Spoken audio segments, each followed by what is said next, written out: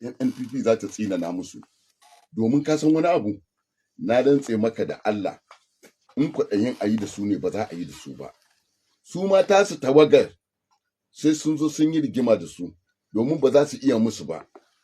Banda lalacewa, shi sa siyasa yanzu siyasa ce ta banza da wofi, siyasar kwaɗayi, siyasar neman mulki. Yanzu banda lalacewa, ɗan jama'iyyar APC ya ce wai ciyamomi guda 3 wai sun tafi NNPP. To me za su yi a NNPP? Allah wadaran naka ilalace da raƙumin dawa ya ga na gida da akala. Me za su yi muku? Ina burin ike bare romansa? NNPP me? NNPP me? Me aka yi NNPP? Ba gamsuwa suka yi da kamun ludayin kwaɗayin banza ne, kwaɗayin wofi, ba wani magana. Yanzu kai zaka gamsu cewa gwamnatin NNPP kamun ludayinta abin kirki ne? Ai dan mai hankali ba zai yarda da wannan ba.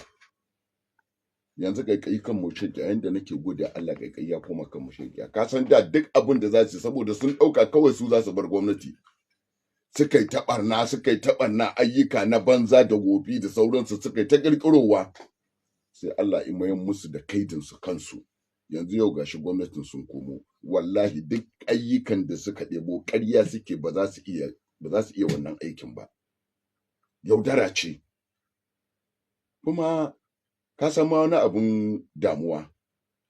Duk mai mulki ina so ya zauna lafiya. Babu wannan ifi mai mulkin son zaman lafiya, domin shine shugaba.